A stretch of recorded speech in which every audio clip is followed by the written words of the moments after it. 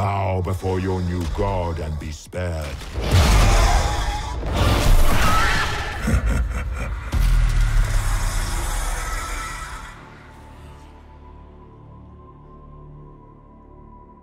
What's up, guys? I'm Tamtu for Zoomin Games. I'm here with Cameron Lee, producer of Dragon Age Inquisition. How are you today? I'm good. Very tired, but we're getting through it. All right, same here, same here. I just tried it hands-on. Couldn't finish the whole the presser demo because we had to set up this interview. Yep. But it keeps making me yearn for more, and that's what I'm starting off with. What's with the 1 month delay? Oh yeah, so 1 month delay was really polish. So you get to the end of near the end of a game. We're a number of months from ship now, and you just want to make sure the game is as good as it could possibly be before everyone gets their hands on it when you put it out there. And the ambition that we have and how our quality expectations are for the game. We're just like, well, an extra month we could really do with that. Just put a little bit more icing on top of the cake and make it really good. Exactly. So. Right. So yesterday at the presser we learned that there's going to be about 150 hours of gameplay available. Just how big is this game compared to the previous ones? Like, do both of the worlds fit in this one? All of that stuff. Yeah, it's an absolutely massive world. So 150 hours in one of our guys played through. So to give you an idea, at E3, the E3 demo that we showed a while ago, that we showed the Hinterlands level, and that one level is bigger than all of the play space of Dragon Age Origins combined. So, and we've got a large number of all of these big open world areas, and then we also have the story that goes through it, and we've got a whole bunch of other things that you get involved in. So it's incredibly huge and incredibly deep. So, if you're yearning for more and you just want to go, you know what, I want to make myself a new suit of armor out of nug leather, these cute little nugs, then you can go and do that. It may blow that time out even further. So yeah, that reminds me, the crafting system, we never really had that before. What can you tell us about it?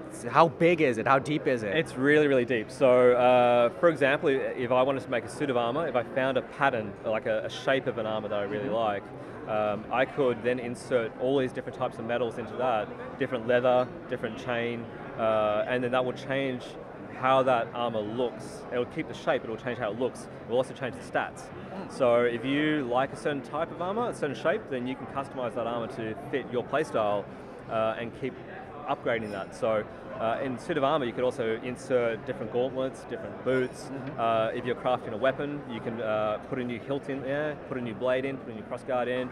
You can find those through the world, or you can craft each part individually and put it together, all with different stats that suit your playstyle. So yeah, it's incredibly deep, and that goes back to that idea of we're going to give this huge world, big story, it's massive RPG, and then let you free, you play the way you want to play.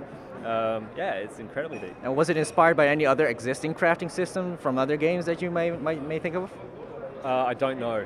I didn't design it, so yeah, I don't know. Right. The gameplay felt like going back to Origins.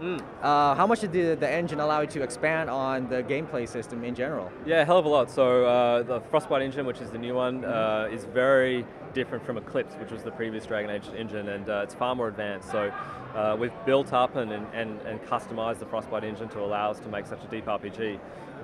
But just having Frostbite allowed us to do these massive open world areas. The combat and the animations are so much heavier now. It's more weighty, which you probably felt, right? Definitely. So when you swing the big two-handed sword, it feels like you're swinging it. The impacts are so much heavier. And that's the same with like rogues, it's the same with the magic system as well. Exactly. And there's now like over 200 spells and abilities to use, customize your playstyle, customize your character, so you can play the way you want to play.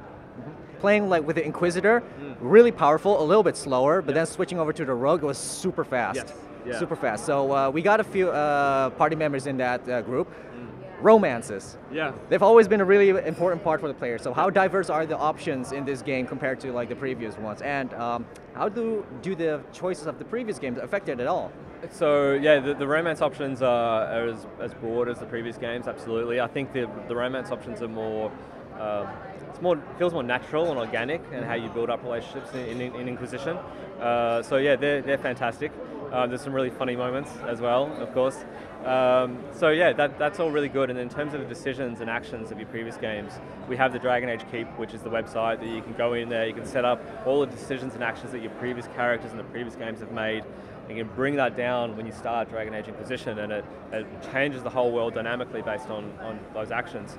And the great thing about that is that you can move then between, say, PC and you can go to PS4, or from 360 to go to PS4, or vice versa. So you've got freedom now about what platform you play on, despite what you played on the past. Well, that's nice, because I played Dragon Age Origins on the PS3, Yep. and one time I had it wiped and I had to reload my save and I couldn't. Yeah, so I had to replay all over again, but that's a problem of the past. Exactly, the problem of the past. So now all this stuff is stored, you have control over that data now. Oh, wow. Yeah. Awesome. Are you already working on DLC or expanded content for this? Not at the moment, no. So we haven't really started to even think about it at the moment. It's really just focused on get the game out the door. You know, we've got this extra time to polish it, so everyone's just head down, bum up, you know, fixing all the bugs and putting all the polish on. All right, so last question. Who would you romance? Doesn't have to be this game, looking back at Dragon Age altogether, who would you romance? I reckon Morrigan's always my favorite, right, from Origins, my romance in Origins. I think players will find Iron Bull's romance really amusing, and Sarah's really amusing. So, but yeah, it depends on what sort of a person you like to romance. Speaking of that, are you really focusing the romance on the new characters, or is there a possibility to romance the ones we know and love already?